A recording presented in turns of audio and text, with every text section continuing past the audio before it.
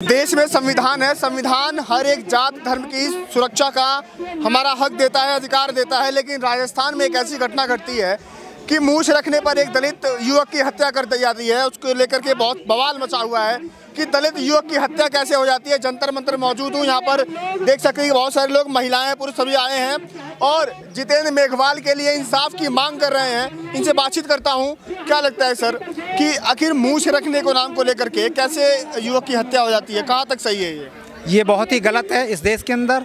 और ये देश हजारों साल से गुलाम केवल इसी वजह से रहा कि जातियों में बटा रहा।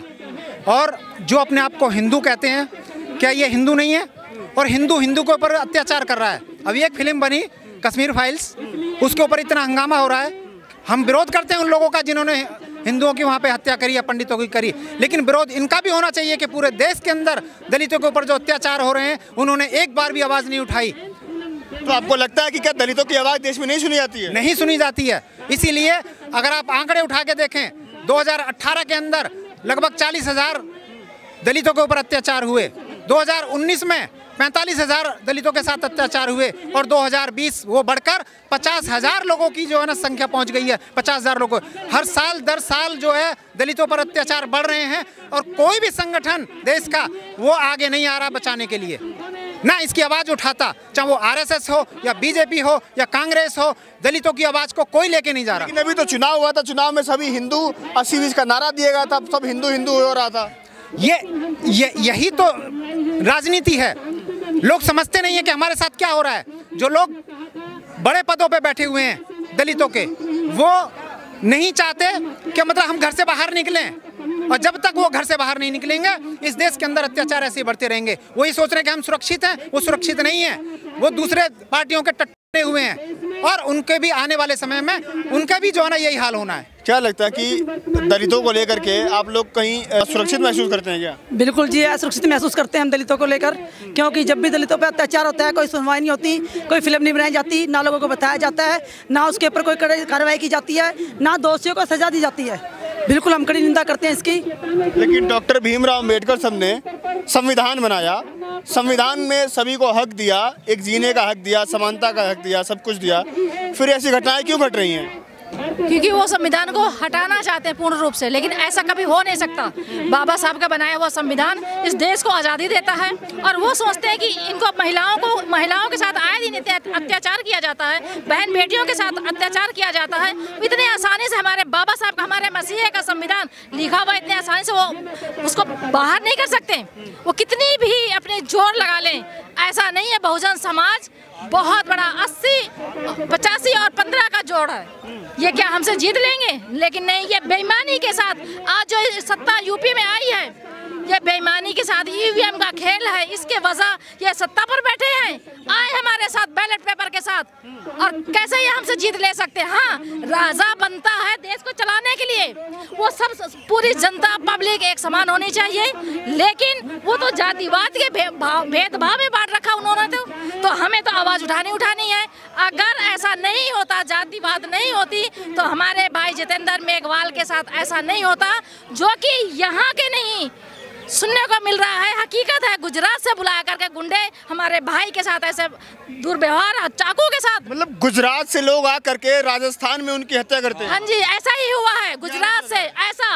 गुजरात से गुंडे बुलाए गए। सही बात है ये, सही बात है ये, सही बात है। गुजरात के लोग, राजस्थान सरकार, मुर्दाबाद, राजस्थान सरकार, मुर्दाबाद, मुर्दाबाद। हत्यारों को फांसी दो, फांसी दो, फांसी दो, हत्यारों को फांसी दो, फांसी दो, फांसी दो। मान्यवर काशीराम जी कहा करते थे कि जिसकी जितनी संख्या भारी उसकी हिस्सेदारी, है ना, जिसकी संख्या उतना हिस्सेदारी। लेकिन अगर मूछ रखने के नाम पर अगर किसी दलित की हत्या हो जाती है तो फिर वो हिस्सेदारी वाली बात कब की जाएगी?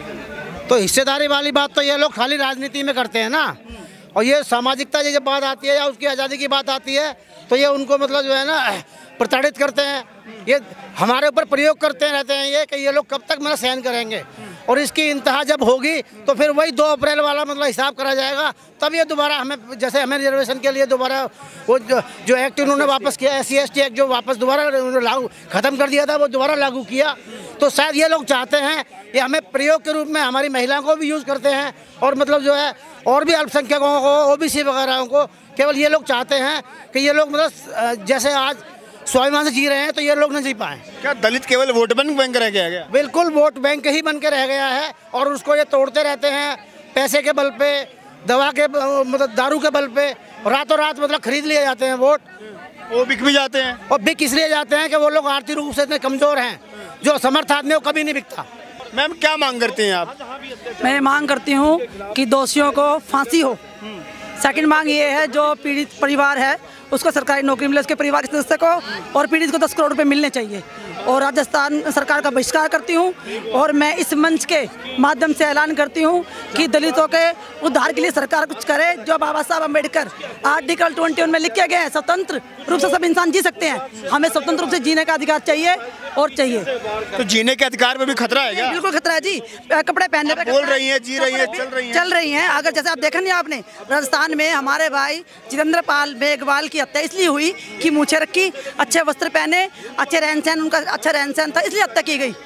कुछ जातिवाद लोगों ने, कुछ असामाजिक तत्वों ने ऐसी उनकी हत्या की गई। तो ये कहाँ स्वतंत्र जा रहे हैं हम? कहाँ स्वतंत्र हम? महिलाएं क्या मांग करती हैं जी? महिलाएं क्या मांग? महिला सुरक्षा। पहले तो महिला की पूर्ण रूप से सुरक्षा होनी चाहिए। जो बाबा साहब ने हमें हिंदू कोड बिल में, संविधान में तो है, लेकिन हिंदू कोड बिल में महिला पूर्ण रूप से स्वतंत्र है, भागीदारी है उनकी पूर्ण, पुरुष से कंधे से कंधा मिलाकर चलती है। लेकिन ये जो आज मनुवादी गवर्नमेंट है, ये महिलाओं को आगे आने नहीं देना चाहती। खासकर आज भी मनुवाद है क्या? मनुवाद आज पूर्ण रूप से है। अगर महिलाएं ये सोचती हो, ब्राह्मण समाज की महिला अगर सोचती हो कि हम स्वतंत्र हैं, नहीं, किसी भी समाज की महिला को, वो अपने घर की महिला को भी वो आगे नहीं बढ़ना देना चाहता। इतना ज्यादा खतरनाक मनुवाद है। मनुवाद की यहाँ पर बातचीत आई। क्या लगता है कि अब क्या आपका होगा? कितने धरना वरना करेंगे आप लोग, और सरकार से क्या मांगे फिर? धरना सरकार से मांग जो हमारे एजेंडा में दी गई है कि एक परिवार के एक सदस्य को सरकारी नौकरी दी जाए, 10 करोड़ रुपए का उनको आर्थिक सहायता की मतलब जो मांग करते हैं, और क्या नाम, जो दोषियों को फांसी दे, और जो न्याय जो फास्ट ट्रैक में कोर्ट में केस चलाया जाए। 21वीं सदी में जी रहे हैं हम लोग। 21वीं सदी में आपका 5G की बात चल रहा है। आधुनिक के क्षेत्र में हम आधुनिकता के दौर में बहुत आगे निकल चुके हैं, सब कुछ हो चुका है, लेकिन आज भी ऐसी घटनाएं क्यों सुनने को मिलती हैं कि अगर दलित कोई घोड़ी पर दूल्हा बन के निकलता है तो पीट दिया जाता है, किसी की मुंह सकने पर हत्या हो जाती है, किसी को मंदिर में प्रवेश नहीं मिलता है, कोई कुछ बोल देता है तो वहाँ उसके अत्याचार होता है। तो क्या लगता है ये? पिछले 10,000 सालों से मनुवाद हावी रहा है। पहले मनु का संविधान चलता था यहाँ पे, और ये लोग इस समय वर्तमान में बाबा साहब डॉक्टर अम्बेडकर ने जो 1956 में संविधान लागू करवाया, उसके बाद ये लोग जब दलित स्वाभिमान से जीने लगा तो उसके बाद में ये लोग चाहते हैं कि वही पुरानी स्थिति आए, और इसमें RSS का भी बहुत बड़ा हाथ है, और मनुवादी जो लोग हैं उन लोगों का बहुत बड़ा हाथ है कि ये लोग न ऊपर उठ पाएँ और इनको वही स्थिति में लेके आएँ। और केंद्र में बैठी सरकार कहती है सबका साथ, सबका विकास, सबका विश्वास, सबका विकास। उनके वो झूठ बोलती हैं। नरेंद्र मोदी बिल्कुल झूठ बोलते हैं इस बात के लिए, क्योंकि उनकी कथनी और करनी में बहुत फ़र्क है। फ़र्क इसलिए है कि देखो, BSNL ख़त्म कर दिया, तकरीबन है नहीं, MTNL है नहीं, 5G की बात करते हैं, 5G केवल जियो का चलेगा और किसी का फाइबर उसका नहीं चलेगा, बाकी सबके वो नेटवर्क ख़त्म कर दिए गए हैं। और जो अब एक छोटी सी बात मैं कहता हूँ, जो सिम जो है हमें लाइफ टाइम इनकमिंग फ्री दी गई थी, और वो उन्होंने पैसे लगाए कर दिया, तो इसका मतलब इनकी बात पे कोई भरोसा करने लायक नहीं है। तो अभी आप लोगों ने आरोप लगाया था कि जो उनके हत्यारे आए थे, हत्या करने गुजरात वगैरह से आए थे, गुजरात से आए थे जी, 685 किलोमीटर दूर से आए थे वो लोग, आकर के फिर इनके हत्या करे गए। पुलिस का खुलासा हुआ है? पुलिस का खुलासा है, सोशल मीडिया पे भी खबर है। सोशल मीडिया की खबरों को लेकर के इनका खुलासा है कि जितेंद्र मेघवाल, जिनके राजस्थान में मूछ रखने को लेकर के वो स्कूटी से लौट रहे थे, एक हेल्थ कर्मी थे, उनकी हत्या हो जाती है। उसको लेकर के बवाल मचा हुआ है। सियासी बवाल इसलिए भी मचा हुआ है क्योंकि अगले साल राजस्थान में विधानसभा का चुनाव है।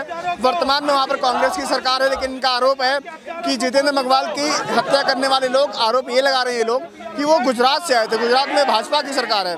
तो अब दलितों को लेकर के चंद्रशेखर राव वहाँ पर पहुँचे थे, उन्होंने मांग की है, पीछे देख सकते हैं कि 10 करोड़ की मांग है मुआवजे की, एक सरकारी नौकरी, और पीड़ितों को जल्द से जल्द फांसी की मांग कर रहे हैं ये लोग।